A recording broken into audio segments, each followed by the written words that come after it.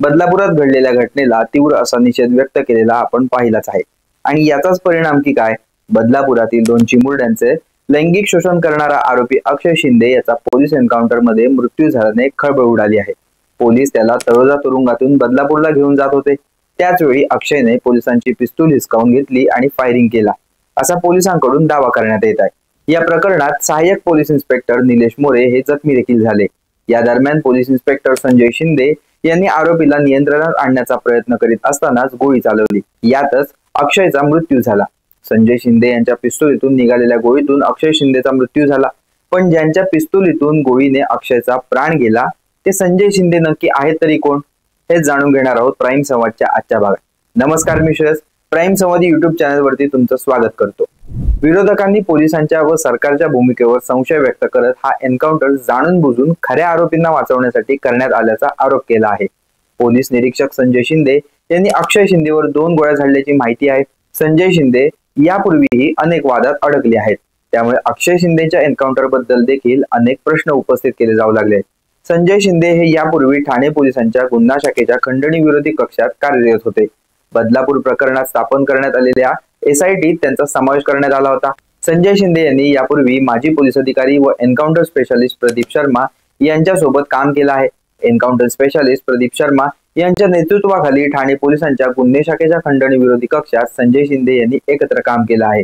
प्रदीप शर्मा हे मुंबई पोलिसांमध्ये encounter specialist म्हणून ओळखले जातात। त्यांनी अजूनपर्यंत 300 पेक्षा जास्त गुन्हेगारांचा सामना केला आहे।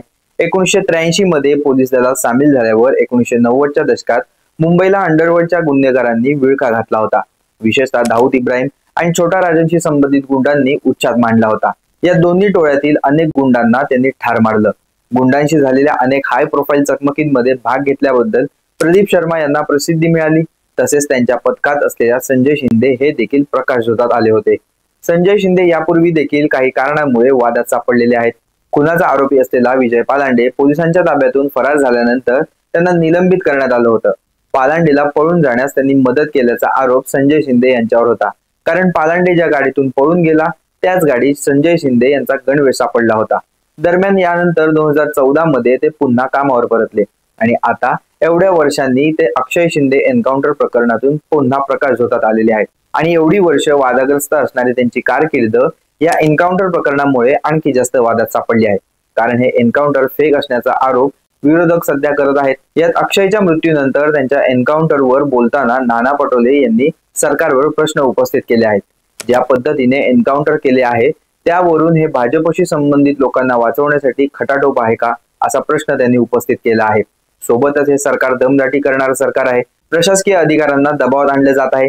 कॅबिनेट मध्ये निर्णय होताना प्रशासकीय अधिकाऱ्यांना बळजबरीने त्या योजना राबवाव्या लागत आहेत, असा आरोप त्यांनी केला आहे। पण उपमुख्यमंत्री देवेंद्र फडणवीस यांनी या घटनेवर भाष्य केलं आणि पोलिसांनी आत्मसंरक्षणासाठी गोळी चालवली आहे, तरी त्यामुळे या घटनेचं राजकारण करणं टाळा असं त्यांनी सांगितलं।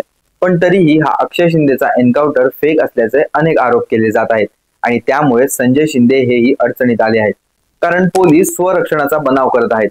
दोन्ही हातात बेड्या असलेला माणूस हा पिस्तूल हिसकावून कसा घेऊ शकतो? आरोपी संजय शिंदे या प्रकरणात जेवढा दोषी आहे तेवढाच दोषी हा शाळा चालक भाजप पदाधिकारी सुद्धा आहे। त्यांना वाचवण्यासाठी अक्षय शिंदेचा एन्काउंटर केला आहे आणि हे फेक नरेटिव्ह तयार केले जात आहे, असा आरोप अनिल देशमुख यांचा आहे। आता हे एन्काउंटर झाल्यानंतर यावर शरद पवार, सुप्रिया सुळे यांसारख्या अनेक बड्या नेत्यांनी आपली मतं व्यक्त केली। मात्र संजय शिंदे यांनी अक्षय शिंदेचा एन्काउंटर केल्याने त्यांचं नाव पुन्हा चर्चेत आले आणि याचमुळे ते पुन्हा वादाच्या बोऱ्यात सापडण्याची शक्यता आहे। स्वसंरक्षण की हत्या, याबाबत तुम्हाला काय वाटतं? आम्हाला कमेंट सेक्शन मध्ये सांगा। हा व्हिडिओ आवडला असेल तर नक्की लाईक करा, शेअर करा आणि सबस्क्राईब करायला विसरू नका प्राईम संवाद युट्यूब चॅनेलला। धन्यवाद।